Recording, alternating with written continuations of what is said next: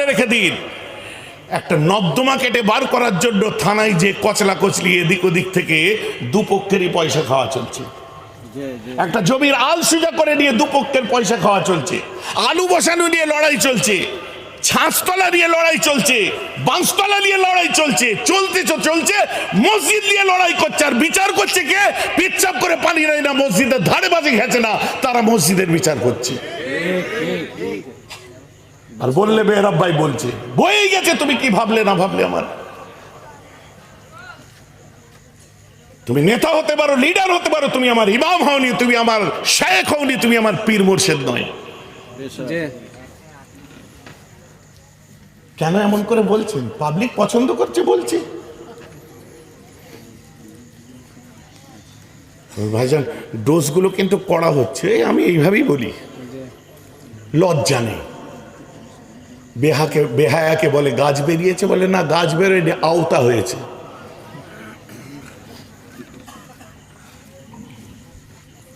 রাস্তা দিয়ে আমার রাসূল হেঁটে যাচ্ছেন, আমার রাসূল রাস্তা দিয়ে হেঁটে যাচ্ছেন। একটা বৃদ্ধা রাস্তার ধারে পড়ে আছে, মুখ দিয়ে গো গো করে শব্দ বার হচ্ছে। সাথে কে? হযরত উসমান গনি। আর উসমান গনি কে ছিলেন? মিস্টার রেচেল হার্ভার্ড, একজন বিখ্যাত হার্ভার্ড ইউনিভার্সিটির রিসার্চ স্কলার। তিনি বলছেন আজকের পৃথিবীতে অনেক বড় বড় মিত্তাল, জিন্দার, আগলওয়ার, গোয়েঙ্কা, বাঙ্কা, অনেক বড় বড় ধনীরা আছে, কিন্তু হযরত মুহাম্মদ সাল্লাল্লাহু আলাইহি ওয়াসাল্লামের একটা ভক্ত ছিল, একজন সাহাবা ছিল, নাম হচ্ছে উসমান গনি। এই উসমান গনির হাতে এত পয়সা ছিল, আর ওনার বিজনেস ট্র্যাডিশনটা এমন ছিল, আজকের পৃথিবীতে যদি উসমানের ব্যবসাটা থাকতো, সারা বিশ্বে 4 ভাগে 3 ভাগ সম্পত্তি উসমান গনির হয়ে যেত। সুবহানাল্লাহ। কত পয়সার মালিক ছিল? আল্লাহ রাসূলের পিছনে আছে, নবীজির পিছনে। উসমান, মেয়েটি ওখানে পড়ে আছে, কে দেখতো? মেয়েটি কে দেখতো? উসমান গনি যে দেখছে ওর বুকেতে মানাতের মূর্তি, ও জাতের মূর্তি, হাবলের মূর্তি, মানে অন্য মূর্তি আছে, ও মুসলমান নয়। উসমান গনি এসে বলছে, হুজুর আপনি তো আল্লাহ ছাড়া অন্য কারোর দিকে তাকাতে বারণ করেছিলেন, তো ওর বুকেতে মানাতের মূর্তি আছে হুজুর, আমি ওই জন্য ফিরে আসলাম। বলছে ওর মূর্তি দেখতে আমি পাঠাইনি, মানুষটা অসহায় অবস্থায় আছে, আমি তাই পাঠিয়েছি। এদিকে কাকে? আমাকে? আপনারা একটু এইদিকে চলে আসেন, এইদিকে ডান দিকটা ফাঁকা আছে, ডান দিকে চলে আসেন, সব ডান দিকে চলে আসেন। চাও তো ঠান্ডা হয়ে গেছে, যা আর আমার গরম করাও না। ভাই আমার কথা আপনারা বুঝতে পারছেন? একদম হাকিকাত কথা, ছাক্কা কথা, বাঁধা ধরা কথা। আর আমি যে কথাটা বলবো এর পিছনে আমার কিছু পাওয়ারও নেই আর হারাবারও নেই। কেউ রেগে গেলেই আমার কোনো পরোয়া নেই, আর কেউ খুশি হলে ইনশাআল্লাহ আলহামদুলিল্লাহ সে দোয়া করি। কিন্তু বাস্তব যে সিচুয়েশন, বাস্তব কন্ডিশন যেটা, সে কন্ডিশনের উপর আমি বলছি আপনাদেরকে। আল্লাহ রাসূল দেখলেন মেয়েটি পড়ে আছে। হ্যাঁ এদিকে চলে আসেন। হ্যাঁ ভাই, ডান সাইডে, এদিকে বেশি ঝুঁকে যাচ্ছে, উঠে যেতে পারে এদিকটা। একটু কষ্ট করে বসো। তবে যেটা বলতে চাচ্ছি, বলছে হুজুর ও তো মুসলমান নয়। আল্লাহ রাসূল বলছে, আই উসমান, ও মুসলমান হোক আর কোন জাতির হোক তুমি দেখো না, তবে তো আমার আল্লাহ তোমাকেও সৃষ্টি করেছেন, ওনাকেও সৃষ্টি করেছেন। যাও, ও মুসলমান নাই বা হলো, ও তো তোমার খোদার সৃষ্টি, যাও ওকে তুলে নিয়ে আসো। উসমান গনি ধনী মানুষ, রাইস আমির মানুষ, সোজাসুজি চলে গেলেন। যে বুড়িটাকে যখন বললো এ বুড়িমা চলো ওঠো, মুখের দিকে তাকালেন, হালান তাকে লাবুল আহমদ, এই তোমার মুখে এরকম দাড়ি, মাথায় পাগড়ি, তুমি কি মোহাম্মদের কুত্তা? আহা, কাকে বলছিল? হযরত উসমান গনিকে বলছে, তুমি কি মোহাম্মদের?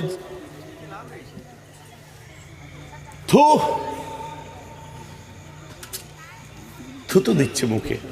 যাও চলে যাও, তোমাকে ঘৃণা করি, তোমার মোহাম্মদকেও ঘৃণা করি। নাউজুবিল্লাহ বলে। উসমান গনি মুখটা মুছতে মুছতে আসলে আল্লাহ রাসূল পাগড়ি মোবারক দিয়ে উসমান গনির চেহারাটা মুছতে মুছতে বলছে, উসমান তুমি আমার জন্য কত কিছু সহ্য করো, তাই না? কত ধনী মানুষ, তুমি আমার জন্য কত কিছু সহ্য করো, তাই না? বলছে হুজুর, আপনার কদমেতে আমার মা বাপ কুরবান, আমাকে টুকরো টুকরো করে যদি কেটে দেয় আমি উফ পর্যন্ত বলবো না আপনার মহব্বতে, আপনার মহব্বতে হুজুর। বলছে মেয়েটি খুব খারাপ, তোমাকে গালাগাল করছে। বলছে হুজুর, ওকে গালাগাল করবেন না, ওকে খারাপ বলবেন না। ওই মেয়েটি আমাকে ঘৃণা করতে পারে, সব করতে পারে, কিন্তু আপনার ওসমানের জন্য একটা কথা বলেছে, আমি আপনার কুকুর। হুজুর গো, এই কথাটা যদি আল্লাহর দরবারে কবুল হয়ে যায়, আমি ওসমান পছন্দ করব। কাল কিয়ামতের দিনে আল্লাহ আমি ওসমানকে যেন ওই বুড়ি যে নামে ডেকেছে, আমাকে আল্লাহও যেন ওই নামে ডাকে। আমি দোয়া চাই যে ওই বুড়ি যেটা বললো আপনার কুকুর, আমার আল্লাহ যেন কিয়ামতের দিনে আমাকে ওই নাম দিয়ে ডাকে। আমি ওকে এখনই তুলে নিয়ে আসছি। বলছে না না, ও বিরক্ত হচ্ছে, ওর কাছে চলে যাও, তুমি আমার বেলালকে ডাকো তো, আমার বেলালকে ডাকো। আর বেলাল মানে তো আশিকে বেলাল, নবীর আশিক। সুজা হজরতে বেলালের কাছে চলে গেছে, ইয়া বেলাল, বেলাল, ইয়া বেলাল, কাহা হো বেলাল? কলা লব্বাইক ইয়া শেখি, আমি এখানে আছি। বেলাল ওই দূরে আল্লাহ রসুল ওই টিলাটার পিছনে আছে, ওখানে একটা বৃদ্ধা মানুষ শুয়ে আছে, ওকে তোলার জন্য আল্লাহ রসুল। বেলাল কোথায় গেল? ওই দূরে চলে গেছে। বেলাল কি হলো? বলছে তুমি নবীজি ডাকছে বলবে তো, এটা আমি জানি, যার জন্য তোমার বলার আগে আমি পৌঁছে যাই। আল্লাহ বুঝে, বোকা, মরুত্তপ্ত রৌদ্র, বালি গরম হয়ে আছে, তোর পা পুড়ে যাবে। বলছে এই বেলাল রাসূলের জন্য এই বালিতে আবু জেহেলের বার খেয়ে কলিজা পোড়া বরদাস্ত করেছে, তো পা পোড়া আপনি কি বলছেন? বলুন না সুবহানাল্লাহ। নো প্রবলেম হুজুর, আমি গেলাম। হযরত বেলাল যে কষ্ট করেছে, সোজা দৌড়ে চলে যায় আল্লাহ রাসূলের কাছে, যে হাজির। বেলাল, জি হুজুর। বেলাল ওই বুড়িটাকে বুঝতে দেবে না তুমি মুসলমান, কিন্তু ওকে তুলে নিয়ে বাড়িতে যাও, ওকে তুলে নিয়ে বাড়িতে চলে যাও। বেলাল সুজা ওকে কাঁধে তুলে নিল, তুলে নিয়ে যে হুজুর কোন বাড়ি? বলছে আমার বাড়িতে নিয়ে যাও। নবীজিকে ঘৃণা করে তার বাড়িতে। আজকে দুনিয়ার লিডারদের কথা যখন বলে আমাকে তো ঘৃণা লাগে, বিরক্ত লাগে। এখন আপনাদের সামনে জনদরদি মানব সেবক আপনাদের সামনে এখন বক্তব্য রাখবে আমাদের সকলের দাদা, আমাদের সকলের প্রিয় মানুষের, আপনার কি বলে, অনেক কথাবার্তা, মানুষের জন্য নিবেদিত প্রাণ, আমাদের এলাকার আপনার হিত কল্যাণের জন্য বলিষ্ঠ কণ্ঠ, উন্নয়নের দিশারি, উন্নয়নের কাণ্ডারি। এখন বক্তব্য আর নাম বলে কাজ নেই। বাপরে বাপ, কত ডেজিগনেশন, কত বড় বড় কথা। তারপরে শুনছি রাত্রে প্রত্যেক দিন নাকি 1 বোতল করে লাগে। রাত্রে 1 বোতল না হলে নাকি ঘুম হয় না। আর এগুলো নাকি যোগান দেয় মদের গুলো, এগুলো যোগান দেয় নাকি আমাদের গুলো। তওবা তওবা, জিল্লাতির দুনিয়ায় ডুবে আছি। ওই জন্য আমি বলি কিচ্ছু দরকার নেই, নিজের সত্তাকে, নিজের আভিজাত্য, নিজের ডিগনিটি, নিজের ডিজায়ারকে, নিজেকে মজবুত জায়গায় ধরে রাখুন। ওদেরকে সালাম মারতে হবে না, নিজের জায়গায় দাঁড়িয়ে থাকুন, ওরা এসে আপনার কদমে পড়ে যাবে। দেখতে পারেন না এরকম এরকম। আমি এখানে এটা করে দেবো, ওখানে করে দেবো, এদিকে খালটা আমি সংস্কার করে দেবো, এখানে করে দেবো, আপনারা আমাকে আশীর্বাদ করবেন, আশীর্বাদ করবেন। আপনারা লক্ষ্য করে দেখেছেন সেলুটেপ দিয়ে এখান থেকে কানের পিছন পর্যন্ত টানা থাকে, যেন হাসি না বন্ধ হয়। চোখ দেখলে বুঝতে পারবেন চোখ সোজা আছে, এখানে হাসি কেন? এখানে সেলুটেপ দিয়ে টানা আছে। বোঝাবার জন্য বলছি, পাবলিকের কাছে মুখে হাসি রাখতে হয়।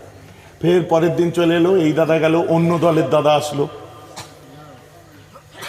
এসে বলছে আপনারা আমাকে আশীর্বাদ করবেন, এত বছর ধরে এই করেছি সেই করেছি, একদল গেল ছিল, বলছে উনি আমাদের এই খাল সংস্কার করে দেবে বলেছে, বলে খাল কাটলেই কুমির আসবে, ওর কথায় একদম যাবেন না। বরং আমি আপনাদের জন্য পানীয় জলের ব্যবস্থা করব। হ্যাঁ, এতদিন ধরে কারবালায় বাস করতো। আপনাদের জন্য শিলমোহনের বট গাছগুলোকে আরো 2 তলা 3 তলা করে দেবো। কি বলছে, ব্রেনের ঠিক নেই। পেছনে ভাড়াটিয়া লোক বলে জিন্দাবাদ জিন্দাবাদ, সারাদিন ঘুরছে, দে না একটা বিড়ি দে না। চায়ের দোকানে পাউরুটি ভিজিয়ে খেয়ে নিল। তারপরে রাত্রে পুলিশের আক্রমণ, মাঠে লুকোলো, ঘাটে লুকোলো, পুকুরে লুকোলো, এখানে থাকলো, সেই বাঁধের ধারে বাস করলো, কত কি করলো, দিন কাটালো। দেখা যাচ্ছে যখন সময় আসলো এরা সব বাদ। বলে কি হলো রে?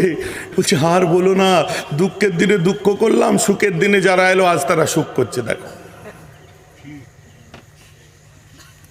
দুঃখের দিনে আমরা দুঃখ করলাম, তবে সুখের দিন এলে একটু সুখ করবো কি? দেখো, যারা সুখের দিন এলো আজ তারা সুখ করছে, আমরা দুঃখেই রয়ে গেলাম। মূল্যায়ন করেনি মানুষকে। আল্লাহ রসুলের বাড়িতে চলে গেছে, আম্মা জান খাদিজাকে বলছে, খাদিজা আল্লাহ জান্নাত বিক্রি হচ্ছে গো। কেন হুজুর? ও যে একটা মেয়েকে এনেছে, ও সেবা করো, আমার আল্লাহ জান্নাতুল ফিরদাউস দান করবে। সুবহানাল্লাহ। কোনো কারো অসুখ করলে এমএলএ এর বাড়িতে পাঠিয়ে দিলে নেবে? এমপির বাড়িতে পাঠিয়ে দিলে নেবে? হুজুরের বাড়িতে পাঠিয়ে দিলে নেবে? আমি হুজুর, আবার অন্য মানে করবেন না, আমি কথা বললি নাকি কারো বিরুদ্ধে বলি? আমি কারো বিরুদ্ধে বলি না, আমি আমার কথা বলছি, একদম ভুলভাল মানে করবেন না। আমার বাড়িতে যদি হুজুরের বাড়িতে পাঠিয়ে দেন, আমি নেব?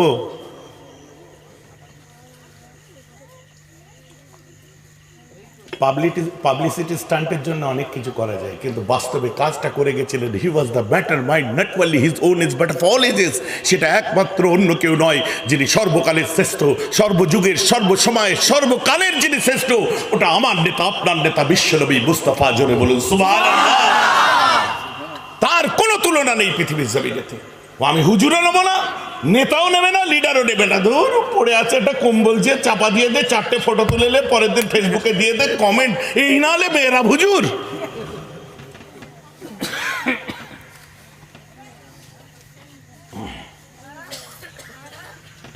আপনারাও সব বোকা। নিজের পাড়ায় ঈদের দিনেতে লুঙ্গিতে ঘেরন বেঁধে ঈদের নামাজ পড়তে যাচ্ছে আপনার চাচতো ভাই। আপনার ছোট বোনটা ঈদের দিনে ভালো কাপড়টা জুটলো না, শাড়ি ছিঁড়ে গেছে, পেট টানলে পিঠ বার হয়ে যায়, পিঠ টানলে পেট বার হয়ে যায়। আপনার নিজের মায়ের কোরআন শরীফ পড়া হচ্ছে না, ছেঁড়া পাতা দেখতে পাচ্ছে না। আর আপনি মেয়েরা হুজুরকে যে 500 শাড়ি দিয়ে এলেন, 400 লুঙ্গি দিয়ে এলেন, 300 কোরআন শরীফ দিয়ে এলেন, 400 আপনার ইফতারের মধ্যে দিয়ে এলেন, 5 বস্তা চাল দিয়ে এলেন, কি গরিবদের বিলান? আপনার দান হয়ে গেল? আল্লাহ তাআলা আপনার দানকে আপনার এলাকার মানুষের জন্য করেছেন। আপনার যাকাত ফরজ হয়েছে আপনার নিজের প্রতিবেশীর জন্য। আপনার যাকাত আমার ওখানের মানুষের জন্য ফরজ নয়, আপনার দান আমার ওখানের জন্য চলবে না। আপনি বলবেন ভাইজান আপনি এসব চাঁদা ফাঁদা তোলেন না বলে আজ এরকম বলে দিচ্ছেন, যারা তোলে তাদের কি হবে? আমি কেন তুলি না সেটাই তো বুঝতে হবে। আপনার এলাকায় অভাবে শেষ নেই, আর আপনি আমাকে দিয়ে দিচ্ছেন, আর আমি 35,000 মানুষকে কাপড় দিয়ে দিলাম, দিয়ে পেপারের ফার্স্ট পেজে লিখে দিলাম বেরাব সিদ্দিকী সাহেব 35,000 গরিবকে কাপড় দিলেন। আমার বাবার টাকায় দিলাম আমি? আমার বাবার টাকায় দিলাম আমি? খারাপ বুঝলে, খারাপ ভাবলে হবে না আমাকে, বরং আমাদের বলা দরকার। আজ আমি যেখানে এসেছি আপনাদের বলা দরকার, আপনারা প্রত্যেকে হাত তুলে বলুন একটা করে কম্বল দেবেন। নিশ্চয় প্রত্যেকে হাত তুলে দেবেন। 240 টাকা একটা কম্বলের দাম। শেষে এটা বলে দেওয়া দরকার, কম্বলটা আমাকে দিতে হবে না, আপনারা ওই কম্বলটা আপনার পাশের বাড়ির গরিবটার গায়ে তুলে দেন। কথাটা ঠিক বলছে না? পারি আমরা, কিন্তু না, সব নিজে তুলে নিয়ে স্টেজে সাজিয়ে তবে দিতে হবে, নাহলে নাম হবে না, আর নাহলে সওয়াবও হবে না। না আপনি কি এগুলো করেন না? হ্যাঁ করি। কে বলেছে করি না? হ্যাঁ করি। স্টেজ থেকেও দিই, বস্ত্র বিতরণ করি, কম্বল বিতরণ করি, সব করি। কিন্তু এই কথাগুলো, বাস্তব কথাগুলো বলে তাগাদা দিয়ে সমাজকে সচেতন করে তবে করি। সমাজকে বোকা বানিয়ে তুলে নিয়ে যে 1000 তুলবো 500 দেবো, এসব করি না। কথাটা খারাপ লাগছে নাকি শুনতে? না যদি খারাপ লাগে একটা হাদিস শুনে নিন। رزقتك الفيض والأمانة مغراما والزكاة مغراما وتعلم لغير الدين وأتى الرجل امرأته وأكى أمه وأدنى صديقه وأكسى آباه وزهرت الأصوات في المساجد وصاد القبيلة فاسقهم أو كما قال عليه الصلاة والسلام। অনেক বড় হাদিস, বুঝলেন? ইনি কি বলছে? আল্লাহ রাসূল বলছে কিয়ামত কবে হবে জানো? কবে হবে? বলে আমানাতু মাগরামান, বলে আমানাতু মাগরামান কি? আমানতের মালগুলোকে যখন বাবার সম্পত্তি বলে ভোগ করবে। আমানত বুঝেন? মাদ্রাসার নামে টাকা তুলবো, কোনো হিসাব নেই, কেউ দেখার নেই বলার নেই। মসজিদের নামে পয়সা তুলবো, দেখার নেই বলার নেই। গরিবের নামে পয়সা তুলবো, দেখার নেই বলার নেই। এতিমের নামে পয়সা তুলবো, দেখার নেই বলার নেই। বলবেটাকে আমি যে, আমি সেই, আমি সেক্রেটারি, আমি প্রেসিডেন্ট, আমি যাবতীয় যা কিছু সব আমি। তোকে কেন জবাব দেবো হে?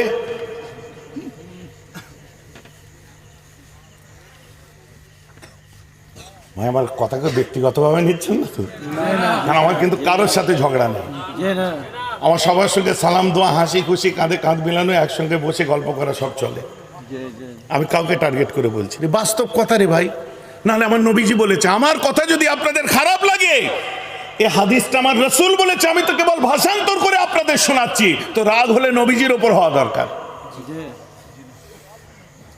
ভাইজান একটু মহব্বতের ওয়াজ করেন, এসব কড়া কড়া ওয়াজ ভাল লাগে না। কড়া কড়া শীতকালে লাগবে, তবেই তো ঠান্ডা পালাবে। ঘটনা একটা ধরবো 2 ঘন্টা হয়ে যাবে, শোনা ভালো মাশাল্লাহ, কিন্তু আমাদের সমাজে এত ক্রাইসিস আছে, সেগুলো বলতে হবে না। কথা বুঝতে পারছেন না? এ থেকে আমার শিক্ষা নেওয়ার দরকার নেই, শুধু আমি বলে দিলাম হয়ে গেল, আমাকেও শিক্ষা দিতে হবে। বাবারা 3 দিনের বেশি ভাই ভাই ঝগড়া করে থেকো না। বাবারা ভাই ভাই ঝগড়া করো না, বাপ বেটাই ঝগড়া করো না, ভাতিজা ভাতিজাই ঝগড়া করো না, চাচা ভাইপো ঝগড়া করো না, মা বেটিতে ঝগড়া করো না। যদি ঝগড়া করো নবীজি তোমাদেরকে ভালো চোখে দেখবে না বাবা, বরং মহব্বতের সাথে থাকো। কাল কিয়ামতের ময়দানে আল্লাহ তোমাদেরকে ফুলের বাগানের মধ্যে বাস করাবে। বলুন সুবহানাল্লাহ। সুবহানাল্লাহ। ওয়াজ তো আমি করলাম, আমার ভাই ভাই মিল আছে তো, আমার বাপ বেটায় মিল আছে তো, আমি তো ওয়াজ করে বলে দিলাম সুবহানাল্লাহ। আমার চাচা ভাইপে মিল আছে তো, আমার চাচতো ভাই মিল আছে তো, আমি তো ওয়াজ করে সুন্দর চলে গেলাম। আমার মা বেটিতে মিল আছে তো, আমার খালা খালুতে মিল আছে তো, আপনার 2 খালুতে মিল আছে তো।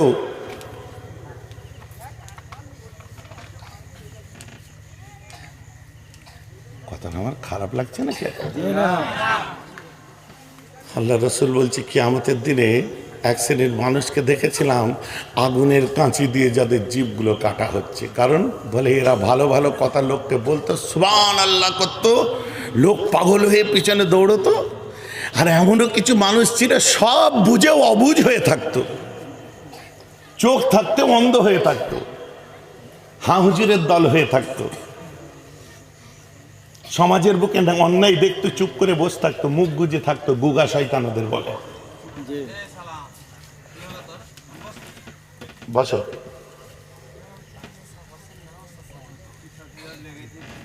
কোথায় যাবে পিছন ঘুরে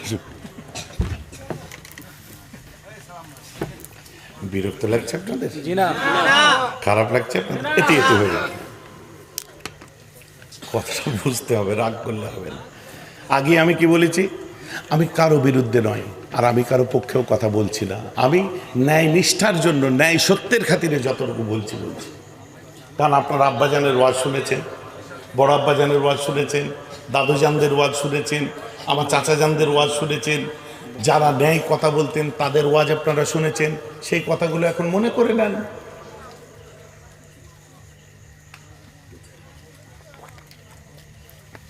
এবার আমার কথার যদি বিরোধিতা করতে ইচ্ছা হয়, বিরোধিতা করুন। আমি 2 ঘন্টা ধরে শুধু বাস্তব ভিত্তিক হাদিস শুনিয়ে যাব। এই 2 ঘন্টার বিরোধিতা করতে গেলে আপনাকে আমার জন্য আল্লাহ যদি আলেম করে দেয়, ওটাও আমার সওয়াব। আমি 2 ঘন্টা যে এইসব কথাগুলো বলবো, আমি 2 ঘন্টা হাদিস কোরআন দিয়ে কাটবো এইসব কথাগুলোকে। আর এর জবাবটা যদি আপনার দিতে হয়, দুনিয়াবি কথা দিলে জবাব দিলে হবে না, হাদিস কোরআন দিয়ে জবাব দিতে হবে। কিন্তু তার জন্য আপনাকে পড়তে হবে। আমার ওসিলায় যদি আল্লাহ আপনাকে আলেম করে দেয়, তো আল্লাহর কাছে আমি আবার ডবল সওয়াব পেয়ে গেলাম।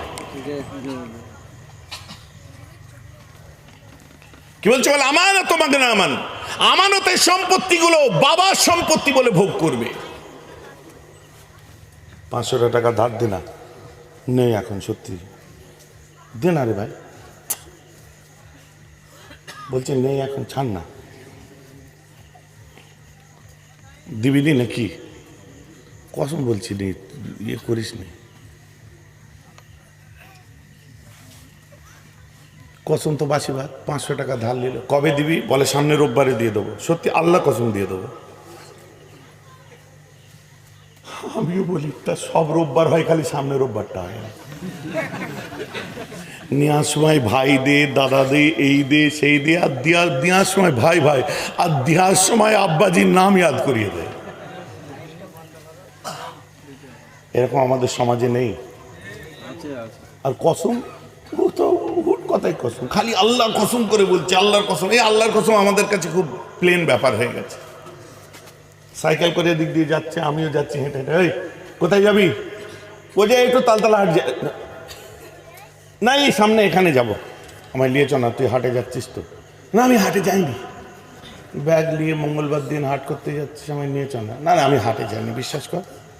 ও দেখছে মেয়েরা মোটা সোটা মানুষ, একে যদি সাইকেলে তুলি, রাস্তা ভাঙা, ওকে টেনে নিয়ে যেতে গেলে আমার ঘাম ছুটে যাবে, সাইকেলে টিউব বাস্ট করতে পারে, এক রাতে বিড়াল কেটে দাও। আল্লাহর কসম আমি হাটেই যাইনি।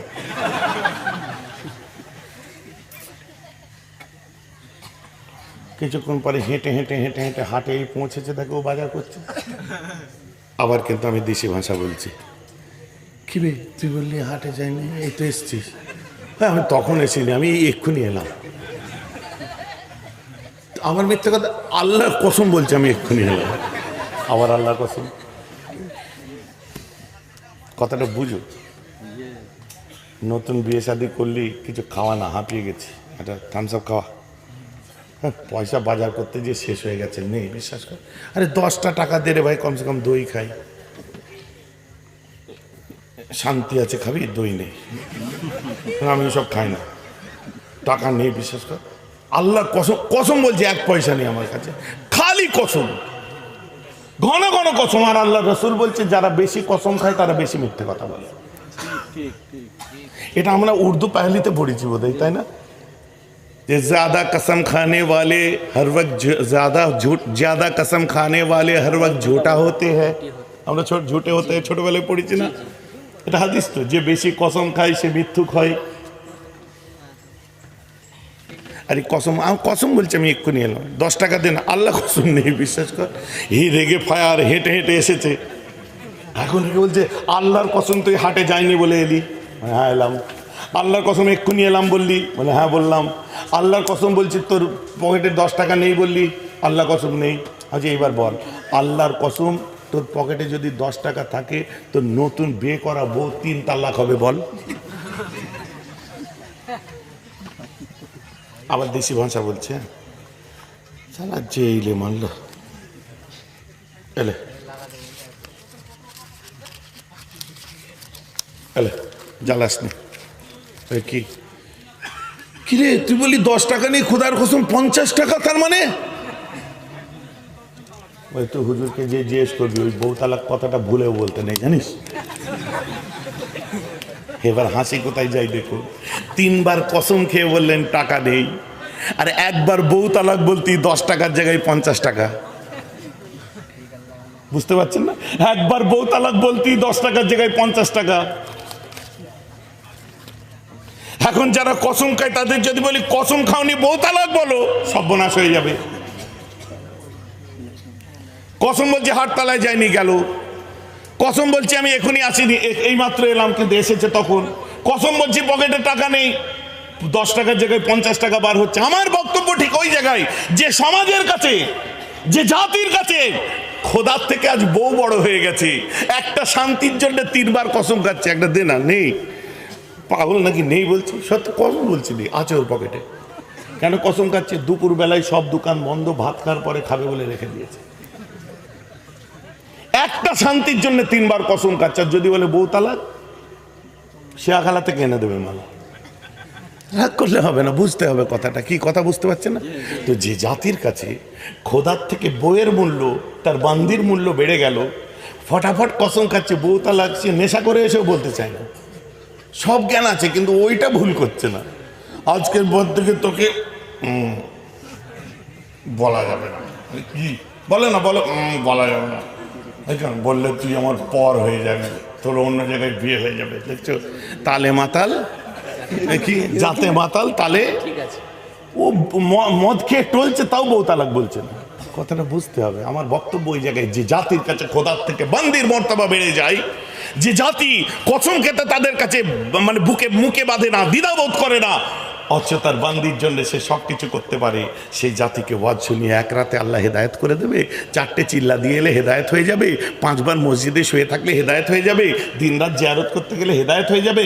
না, মানসিকতা তৈরি করতে হবে যে আমি মিথ্যা বলবো না, আমি সত্য পথে চলবো, আমি নিষ্ঠার সাথে কাজ করব, আমি আমানতের খেয়ানত করব না, আমি মানুষকে জ্বালাবো না, আমি মানুষকে কুপথের আপনার কোনো রকম অ্যাডভাইস দেবো না, খারাপ পথে যাওয়ার যুক্তি দেবো না, আমি মানুষকে ভালোবাসবো, মানুষের সঙ্গে হেসে কথা বলবো, মানুষের সঙ্গে ব্যবহার সুন্দর রাখবো, মুআমিলাতের ক্ষেত্রে কোনো দূরত্ব রাখবো না, কাউ কোনো পার্সিয়ালিটি করবো না, পক্ষপাতমূলক কথাবার্তা বলবো না, দালালি করবো না, চাটুকারিতা করবো না, আমি সরকারের জন্য, নেতার জন্য, লিডারের জন্য, শাসকের জন্য আমার জাতিকে আমি ধ্বংসের পথে ঠেলে দেবো না। এই ধরনের শপথ করুন, দুনিয়াও ইজ্জত দেবে, আল্লাহও আপনাকে ইজ্জত দেবে।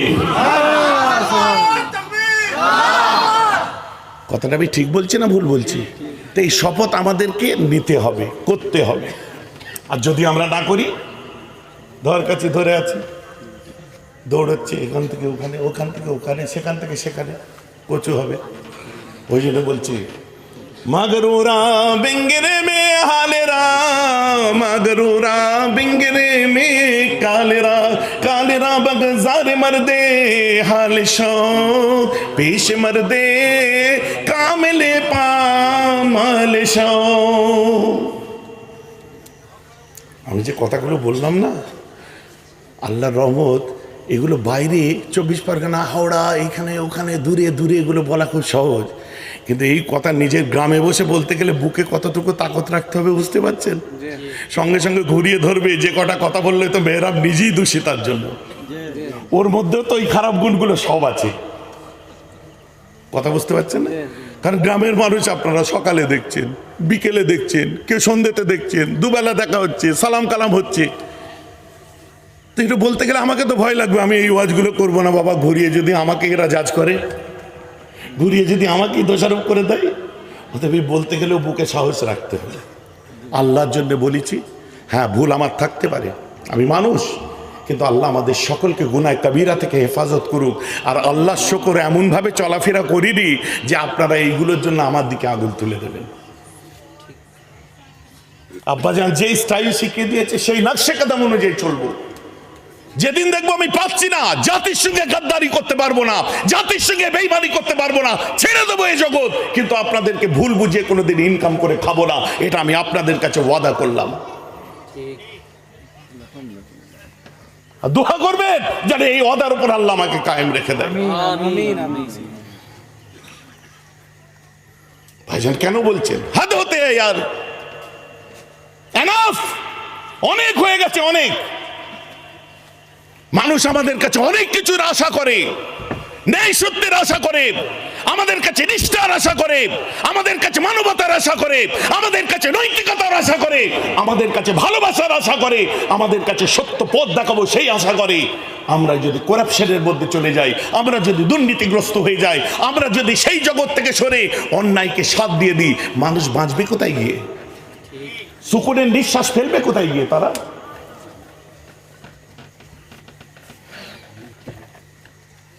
অতএব আমি আমার নিজের এহসাসটুকু বললাম। আল্লাহ আমার মুরব্বীদের হায়াত দারাজ করুক, বাপ চাচারা যারা চাচাজিরা আছেন তাদের হায়াত দারাজ করুক, ন্যায় পথে সত্য পথে যেসব আলেম ওলামা হুজুর হজরতজিরা আছে তাদেরকে আল্লাহ আরও আমাদের কাছে বেশি বেশি বলার তৌফিক দান করুন। বিরক্ত লাগছে নাকি আমার কথা শুনে? কথাগুলো বুঝতে হবে, বুঝার জিনিস। চাচা আমার গলা গরম করাচ্ছে শুধু। তো নবীজি যখন বাড়িতে নিয়ে এসেছে, আম্মাজান খাদিজাকে বলছে, মনে পড়ছে কি বলছি? খাদিজা, আল্লাহর জান্নাত বিক্রি হচ্ছে, ভালো করে একটা কম্বল জড়িয়ে দিয়ে মুখের কাছে একটু পানি আর একটু এক থালা ভাত দিয়ে দুটো ফটো তুলে রাখো, কালকে পেপারে আর ফেসবুকে দেবো। নবীজি বললেন, নাউজুবিল্লাহ, নাউজুবিল্লাহ, সুম্মা নাউজুবিল্লাহ।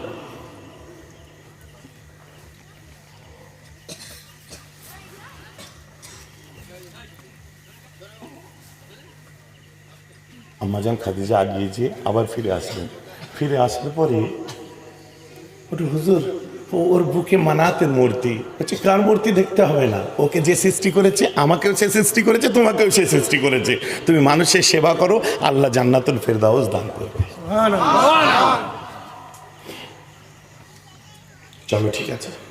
আম্মাজান খাদিজা তার গা ধা ময়লা দুর্গন্ধগুলো সুন্দর করে ধুইয়ে দিলেন, মাথার চুল টুল আঁচড়ে পরিপাটি করে গোসল করে সাফ সুতরা করে জবের রুটি দিলেন, বাজরার রুটি দিলেন, খাসির গোস্ত দিলেন।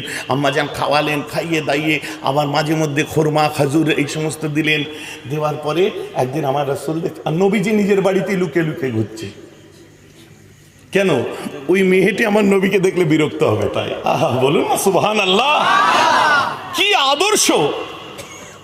Mister Davenport the Apology for মোহাম্মদের মধ্যে লিখছে, we must recognize that the spread of Islam not owned by victory of sword but spread by the magic of his personality and wonderful eloquence. ইসলামের নবীর বদনাম করে সত্যের অপলাপ করো না। কে বলেছে ইসলাম তলোয়ারের দ্বারা এসেছে? এতদিন মুসলমানরা বলতো ইসলাম তলোয়ারের দ্বারা আসেনি, ইসলাম এসেছে নবীর আদর্শ দ্বারা। আমরা বলতাম না? এখন কি বলছে? উই মাস্ট রিকগনাইজ, আমরা খ্রিস্টান, আমরাও আজকে মানতে বাধ্য হলাম, that the spread of Islam not won by victory of sword, কখনোই ইসলাম তলোয়ারের দ্বারা আসেনি, but spread by the magic of his personality and wonderful eloquence. বরং ইসলাম এসেছে মুহাম্মাদের মুখের বাণীতে আর তার আদর্শ বিশ্ব জয় করে নিয়েছে। বুঝতে পারছেন তো নাকি কি আদর্শ? নবীজি লুকিয়ে লুকিয়ে, কারণ ও আমার নবীকে দেখলেই রেগে যাচ্ছে।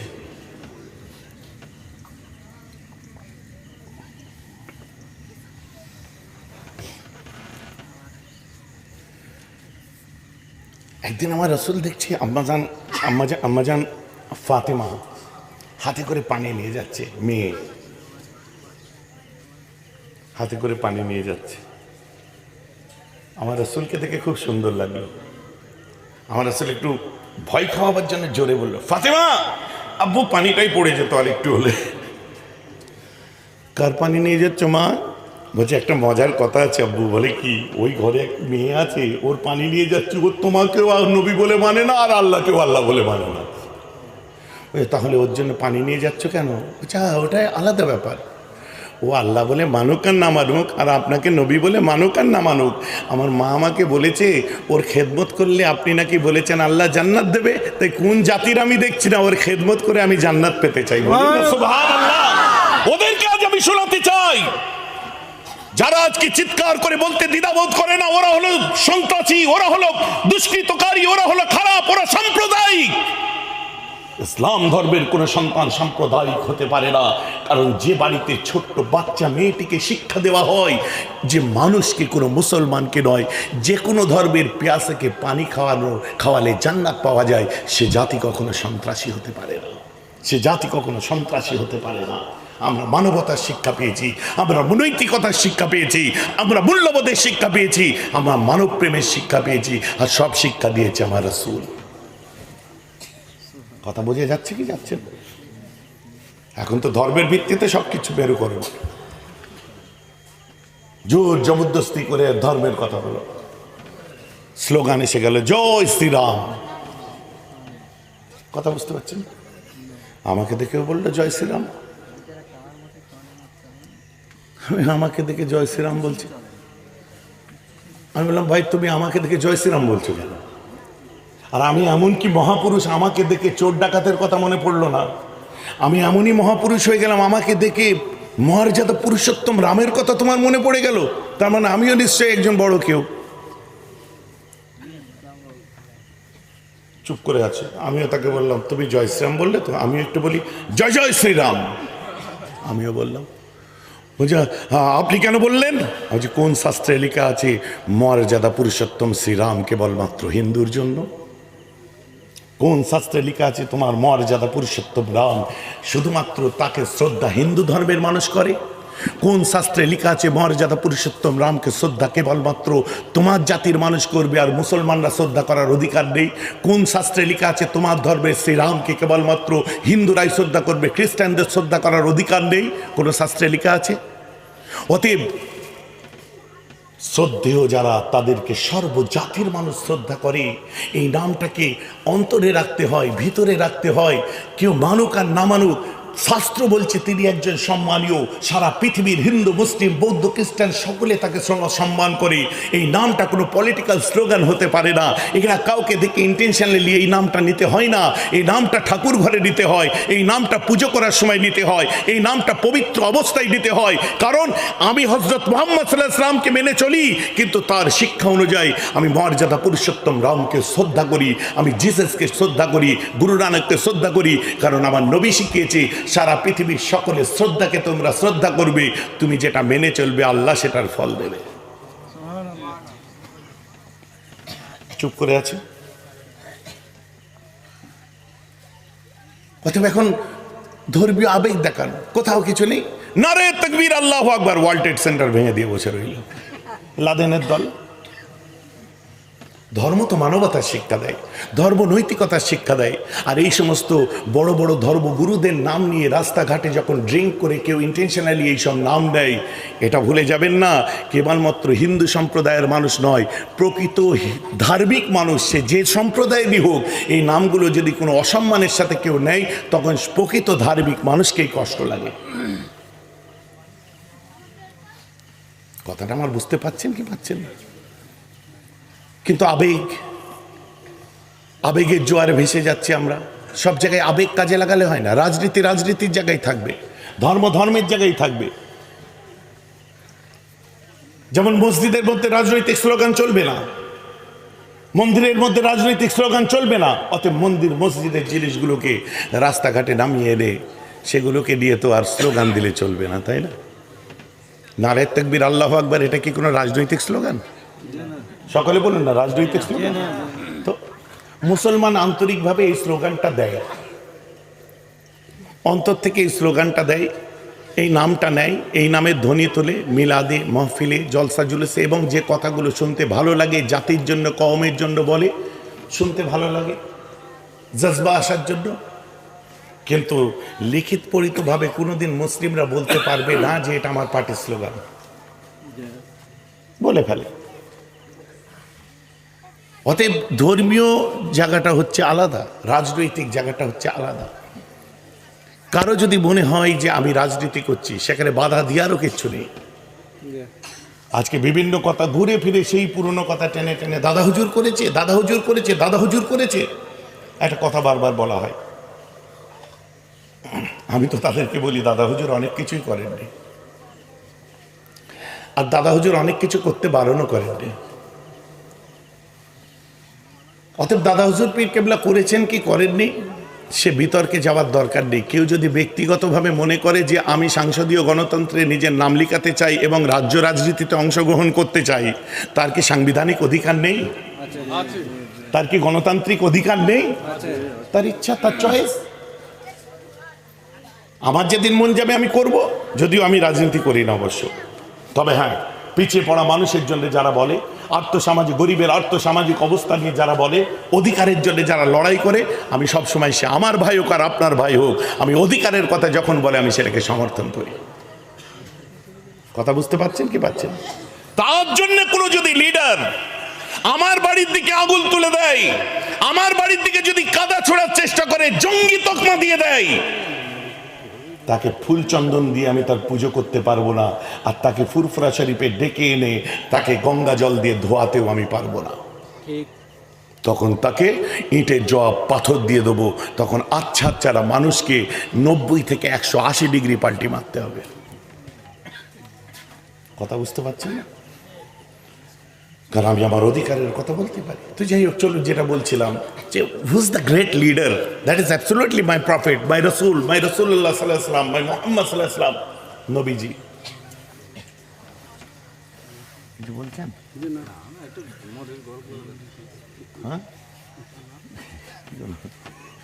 মজলিসে গরম পানি দিতে বলছে। চা নিয়ে আসেন না, এক্ষুনি গরম হয়ে যাবে। না, মজলিসে এক্ষুনি চা দিয়ে দেন, সব গরম হয়ে যাবে। না থাক, দিতে হবে না।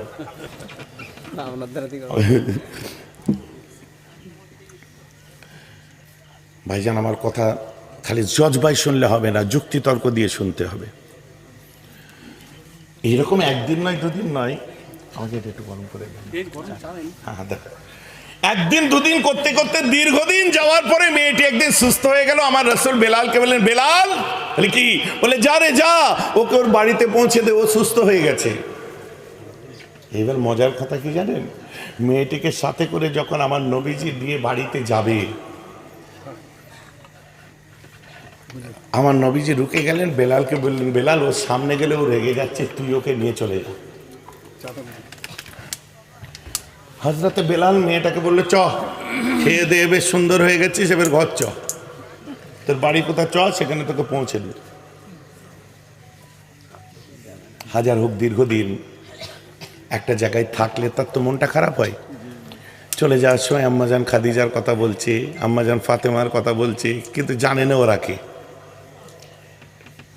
জানলার একটা ফাটকের দিকে আমার রাসূল, আম্মাজান ফাতেমা, আম্মাজান খাদিজা দাঁড়িয়ে আছে, আর দরজা দিয়ে মেয়েটাকে নিয়ে যখন বের হচ্ছে, তখন মেয়েটা বলছে, বেলাল, তুইও কি মোহাম্মদের কুকুর নাকি? বেলাল হুট করে তাকিয়ে হচ্ছে, আমার রাসূল আম্মাজান খাদিজার দিকে দেখছে, আম্মাজান খাদিজা আমার রাসূলের দিকে দেখছে। আমার রাসূল মাথাটা হ্যাট করে নিলেন। আম্মাজান খাদিজার চোখে পানি। আম্মাজান ফাতেমা নবীজির চেহারার দিকে দেখছে।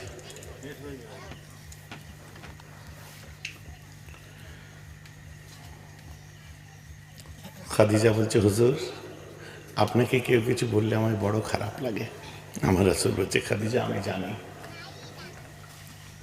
আম্মাজান ফাতেমা বলছে, পৃথিবীর বুকে আমার আব্বার মতো আব্বা কিয়ামত পর্যন্ত আর জন্মাবে না। জোরে বলুন সুবহানাল্লাহ। বেশক আম্মাজান ফাতেমার আব্বার মতো আব্বা কিয়ামত পর্যন্ত আর জন্মাবে না। ইমাম হুসাইন হাসানের নানার মতো নানা কিয়ামত পর্যন্ত জন্মাবে না। আম্মাজান খাদিজা সওহারের মতো সওহার কিয়ামত পর্যন্ত জন্মাবে না। উম্মতে মুহাম্মাদীদের নবী মুহাম্মাদের মতো নবী কিয়ামত পর্যন্ত আর জন্মাবে না। হযরত বেলাল বলছে, মাথা গরম করবি না, চুপচাপ বেরিয়ে আমার সাথে চ। রেগে যাচ্ছিস কেন? মোহাম্মদ ভালো লোক নয়, সাল্লাল্লাহু আলাইহি ওয়াসাল্লাম, মোহাম্মদ ভালো লোক নয়। এই খেয়ে দিয়ে চর্বি হয়েছে না, গলা হাত দিয়ে একদম তোর গলা ইয়ে ছেড়ে দেবো। আমার রাসূলের দিকে বেলাল তাকিয়ে দেখতে, আমার নবী বলছে, বেলাল চুপ। ফের খানিকটা এগিয়ে যে বলছে, বেলাল, তুমি মোহাম্মদ সম্পর্কে জানো না, আমি সব জানি। ওর মতো কঠিন দিলের আর হিংসুক মানুষ একটাও নেই। ঘাড় মোটকে দেবো, উল্টো পাল্টা কথা বলবি না। নবীজির দিকে তাকিয়েছে, আমার রাসূল বলছে, না বেলাল। কিছু দূর আগে যে বলছে, মোহাম্মদের মতো সংদিল মানুষ পৃথিবীতে খুব কম আছে। ও জাদু করে, আক্স দেয়, একবার যে মোহাম্মদের দিকে যায় সে আর কখনো ফিরে আসে না। কারেক্ট। পৃথিবীর জমিনে আল্লাহ রাসূলের দিকে যে একবার গেছে, ও আর কিয়ামত পর্যন্ত কোনো দিকে ঘুরবে না। বলুন না সুবহানাল্লাহ। কিছু কিছু ভালো কথা আছে। ও আক্স করে, জাদু করে, মানুষকে বশ করে, বশীকরণ করে। ও খুব খারাপ লোক জানিস। গর্দানটা ধরে পটকান দেবে, আছাড় মারবে কি। বেলাল পিছন দিকে তাকিয়ে দেখে আমার রাসূল বিচলিত হয়ে দুটো হাত নেড়ে বলছে, না না না বেলাল, ওকে তুমি আমার আল্লাহর জন্য মাফ করে দাও। বেলাল রেগে দিয়ে বলে, এই বুড়ি, তুই কি জানিস আজকে তুই কত বড় অন্যায় করছিস আর কত বড় ভুল কথা বলছিস? বলে কেন? যদি খেয়ে দিয়ে কি তোর চর্বি হয়েছে? বলে কেন? তোদেরকে কত সেবা করলো বলতো তোর ওরা? বলছে হ্যাঁ রে, বাড়িতে একটা বউ ছিল, খুবই সেবা করেছে, ও যেন অনেক ভালো থাকে, আমি ওর ওপর খুব খুশি আছি। ওর মতো দয়ালু মেয়ে পৃথিবীতে হতে পারে না। ওর একটা সোনার ফুটফুটে বাচ্চা মেয়ে আছে, ওই মেয়েটা আমাকে পানি এনে খাওয়াতো। ওর মতো বাচ্চার আমি কোনোদিন দেখিনি, ও যেন অনেক বড় হয়, আমি ওর জন্য দোয়া করতে থাকি। ওদের মতো মানুষ হয় না। বলছে বোকা, তুই যে মেয়েটির কথা বলছিস ওটা অন্য কোনো মেয়ে নয়, আর যে বউটির কথা বলছিস অন্য কোনো বউ নয়। তুই যে বউটার কথা বলছিস ওটাই হলো নবী মুহাম্মাদের স্ত্রী, আমাদের মাজান। আর যে বাচ্চাটা তোকে পানি এনে খাওয়াতো ওটা অন্য কেউ নয়, আমাদের মাজান নবী মুহাম্মাদের কন্যা, ওটা খাতুনে জান্নাত, ওকেই বলে আম্মা জান ফাতেমা। আর তুই যে বাড়িটাই ছিলিস ওটা অন্য কারো বাড়ি নয়, এতদিন পর্যন্ত তোকে যে আশ্রয় দিয়েছিল ওই বাড়ির মালিক হলো বিশ্ব নবী মুহাম্মদ।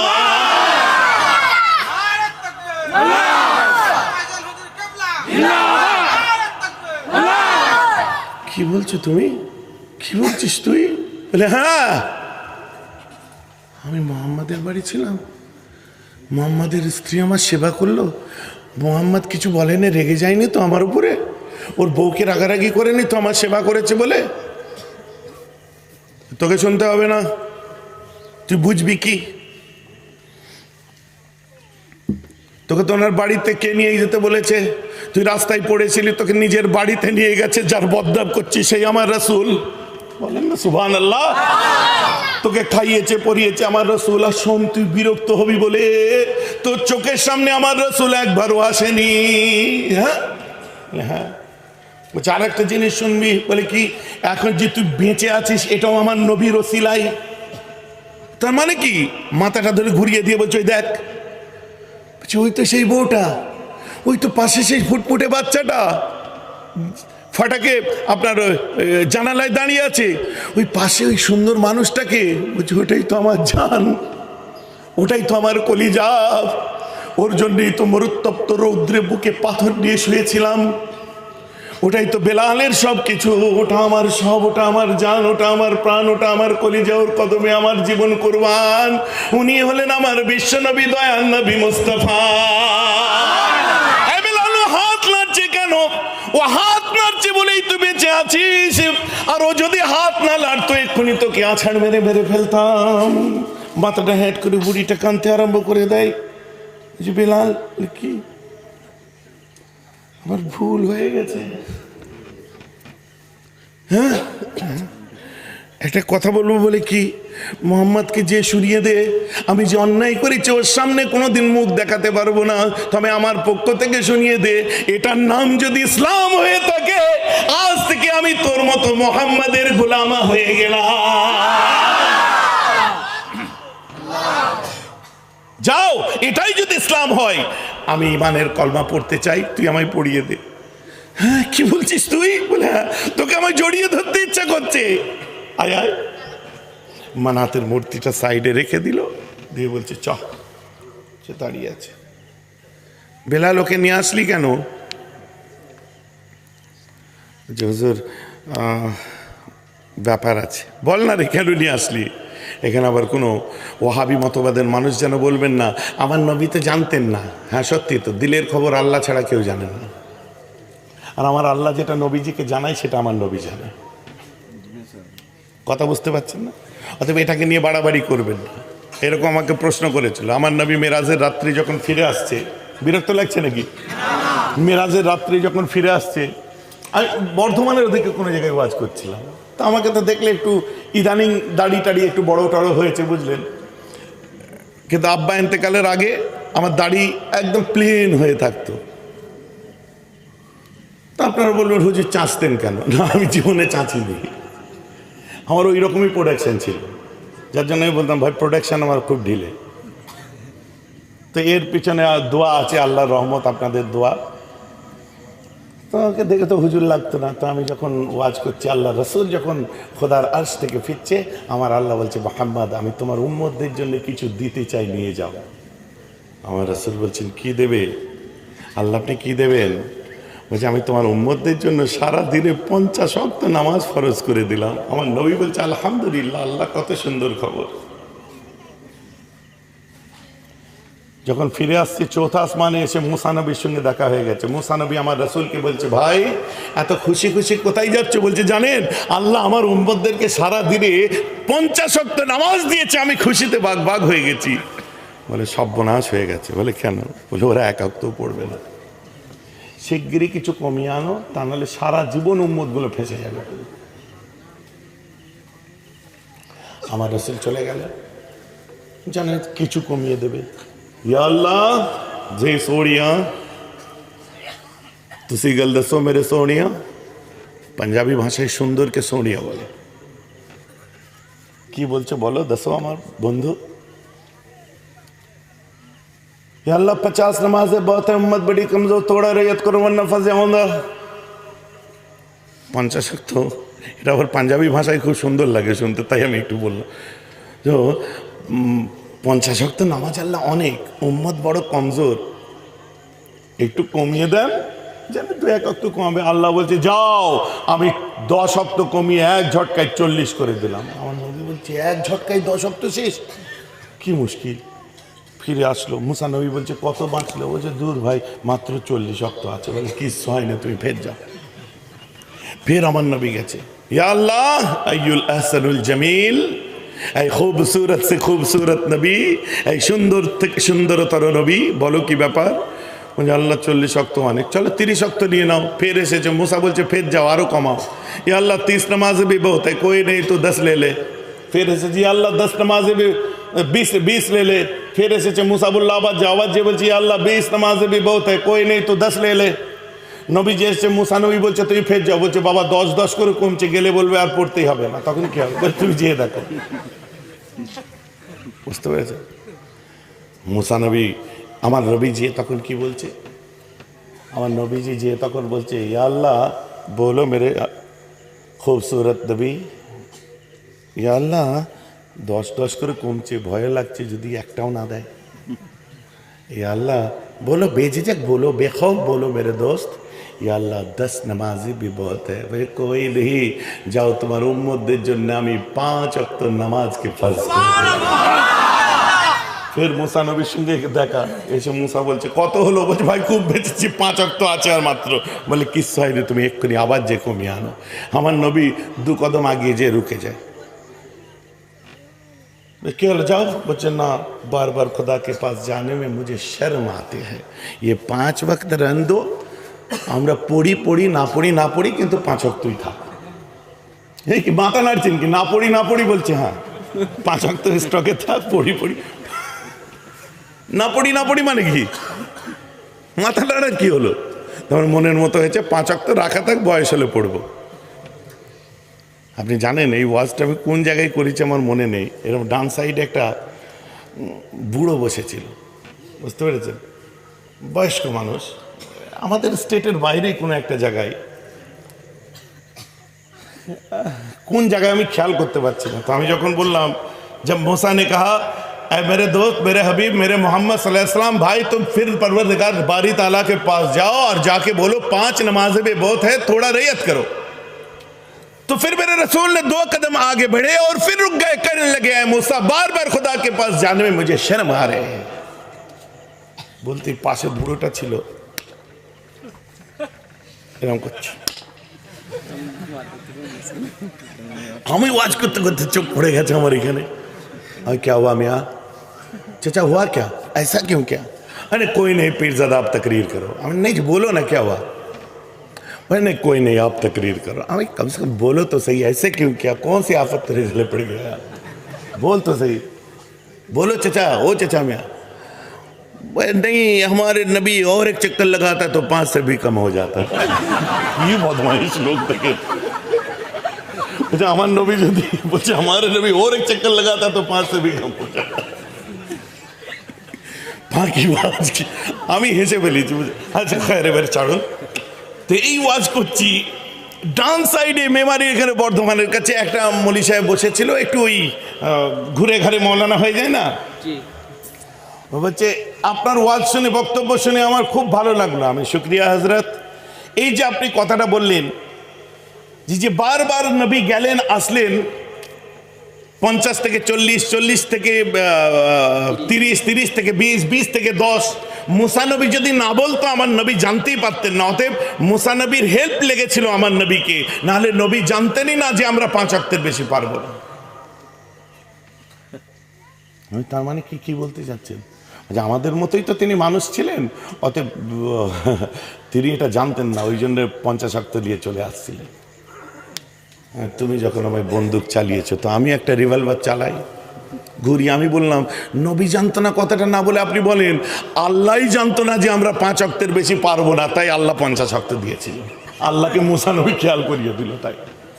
ঠিক ঠিক উত্তর। हाँ, তখন বলছে না মানে धीरे धीरे घटाना तो अल्लाह का रहमत है, और जो धीरे धीरे घटवा के लाना मेरे मुस्तफ़ा का मुस्लिहत है। बोलो सुभान अल्लाह। আস্তে আস্তে কমিয়ে আনা তো আমার রাসূলের মুসলিহাত ছিল না। কেন তাহলে শুনুন, বলে তাকে বললাম মুসা কালিমুল্লাহ তুর পাহাড়ে গেছিল, যে বলেছিল रब्बी अरेनी, कुरान रब तो हिजाब हटा, पर्दा हटा, अंजुर इलैक, मैं मूसा तुझे देखना चाहते हैं। तो रब ने कहा क्या? लन तरानी, ऐ मूसा तू मुझे हरगिज नहीं देख सकते। क्यों परवरदिगार, क्यों नहीं देख सकता? तो मूसा ने कहा मैं तो रसूल हूं, मैं क्यों नहीं देख सकूंगा? तो मेरे बारी ताला ने फरमाया मूसा सुन, न तेरे आंख देखे न चश्मे अंबिया देखे, न तेरे आंख देखे न चश्मे अंबिया देखे, मुझे देखे तो ए मूसा सिर्फ और सिर्फ निगाहे मोहम्मद मुस्तफा देखे। बोलो सुभान अल्लाह। পৃথিবীতে একমাত্র আমার মুস্তাফার দুটো চোখ আমাকে দেখবে। কেন আল্লাহ আমি দেখবো না? সে রসুল, আমি রসুল নই। তার উপর কোরআন এসছে, আমার উপর তাওরাত আছে, বেশি তর্ক করবে না। আল্লাহ তাজাল্লা দিলেন, তুর পাহাড়ের একটা কোণ ধ্বংস হয়ে গেল, মুসা নবী বেহুশ হয়ে গেল, রহমতের পানি মুখে এসে পড়লো। মুসা নবী তাকিয়ে বললেন কিনা, হে আল্লাহ अब तो ये शौक़े दीदार रहे नहीं, या अल्लाह तेरा दीदार मिले या ना मिले, कम से कम तेरे हबीब का दीदार दे, दीदार दे परवरदिगार, तेरे हबीब का दीदार दे। বলুন না সুবহান আল্লাহ। হায়, আমি আবার উর্দু ধরে গেলাম কেন? বেখেয়াল হয়ে গেছে, বুঝতে অসুবিধা হয় না তো? বুঝছো, তোমার হাবিবের দিদার দাও। ঠিক আছে, আল্লাহ বললেন একবার দেবো। মুসা বলছে একবার না, আমার বারবার চাই। নামাজ নিয়ে ফেরার সময় কবার দিদার হলো? একবার না বারবার? জোরে বলেন একবার না বারবার? যে মৌলী সাহেব ওইটুকু বিদ্যা নিয়ে চললে হবে না, नमाज तो बहाना है, मेरे हबीब से मूसा का दीदार का दुआ कबूल यही निशाना है। सुभान अल्लाह।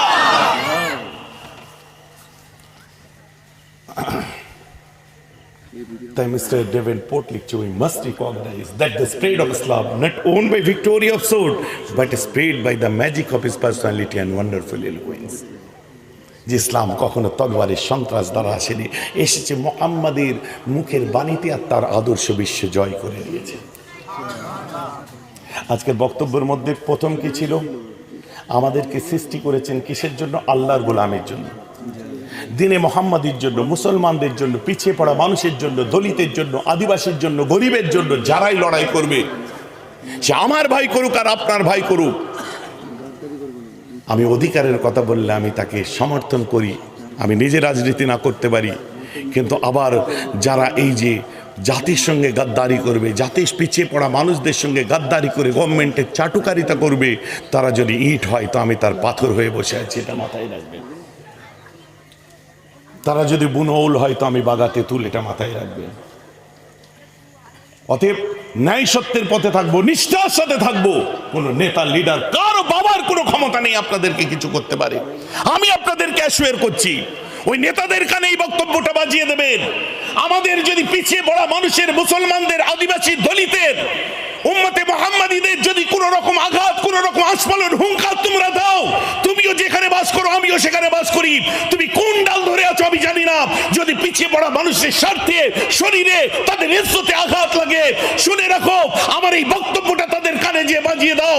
দুনিয়া জমিন থেকে আমি বলবো না, তবে হ্যাঁ মানুষের কাছ থেকে, এই দেশ থেকে, রাজ্য থেকে তাকে নেস্তে নাবুদ করে ছেড়ে দেবো।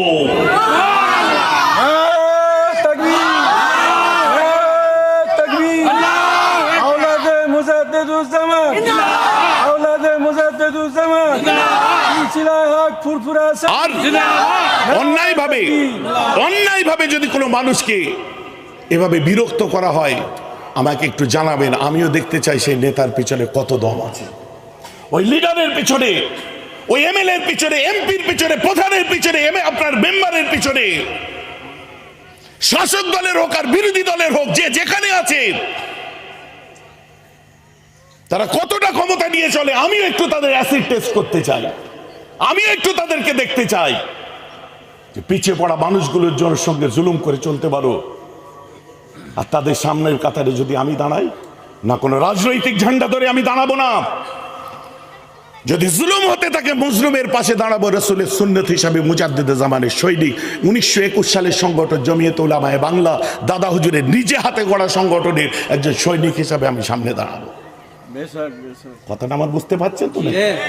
অতএব চমকে ভয় দেখিয়ে ও কিছু করতে পারবে না। বহুত হয়ে গেছে, অনেক কিছু হয়েছে, বরদাস্ত করেছে। বরদাস্ত কা ভি হদ হতে হ্যায় জনাব। আমরা ন্যায় সত্যের সাথে চলি, ঘুম থেকে উঠবো, মসজিদ বুকি হব, নামাজ পড়বো, নিজে মাথা উঁচু করে, সিনা কত ইঞ্চি, কত इंची, कितना इंची बोलो जी? 56 इंच। वो तो मोदी जी का है।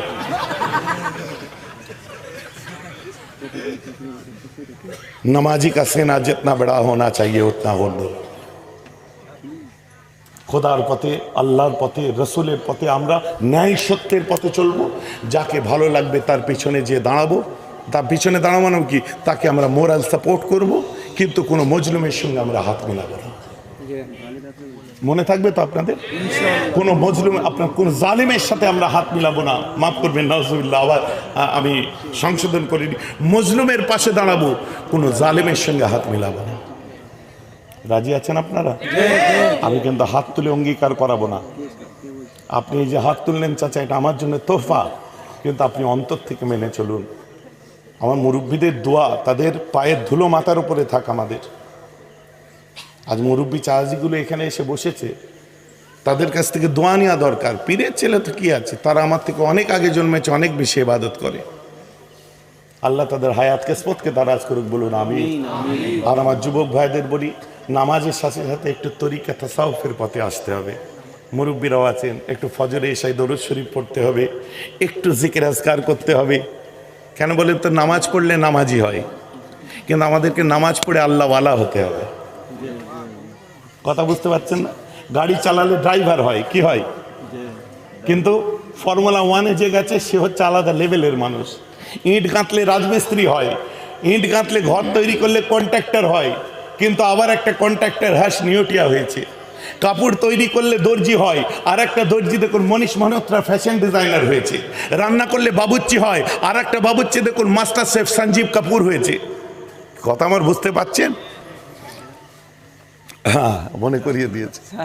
আমার কাছে কথা হচ্ছে, রান্না করলে বাবুর্চি হয়, আর আরেকটা বাবুর্চি সঞ্জীব কাপুর হয়, গাড়ি চালিয়ে ড্রাইভার হয়, আর একটা ড্রাইভার আপনার সঞ্জয় আগরওয়াল ফর্মুলা 1 খেলে, বা আপনার বাড়ি তৈরি করে মিস্ত্রি কন্ট্রাক্টর হয়, আর একটা কন্ট্রাক্টর দেখুন আপনার কি বলে হর্ষ নিউটিয়া হয়, মশলা বিক্রি করে মশলাওয়ালা মুদি দোকানদার হয়, আর একটা মশলাওয়ালা দেখুন মুকেশ আম্বানি, অনিল আম্বানি হয়, কি তাই তো নাকি? চা বিক্রি করে চাওয়ালা হয়, কিন্তু কোন দুধের চা করেছিল গুজরাটের চাওয়ালা দেশের প্রধানমন্ত্রী হয়। অতএব আমি চাওয়ালা থাকতে চাই না, প্রধানমন্ত্রী হতে চাই, আমাকে প্রধানমন্ত্রী বানাবে।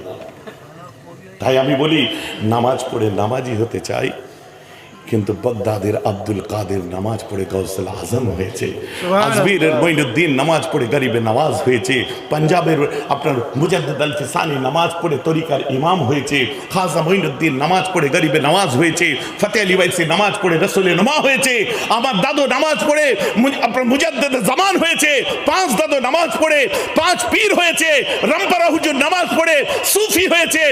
আর আমি আপনি নামাজ পড়ছি, রাস্তায় ঘুরবো না, আমরাও নামাজ পড়ে আল্লাহ ওয়ালাই হতে চাই, বলুন সুবহানাল্লাহ। অতএব তার জন্য একটু জিকির, ফিকির, মুরাকাবা, মুশাহাদার দরকার আছে। বাচ্চা ছেলে মেয়েরা ভুল ভ্রান্তি ত্রুটি করবে, তাদেরকে আবার শুধরে নিতে হবে।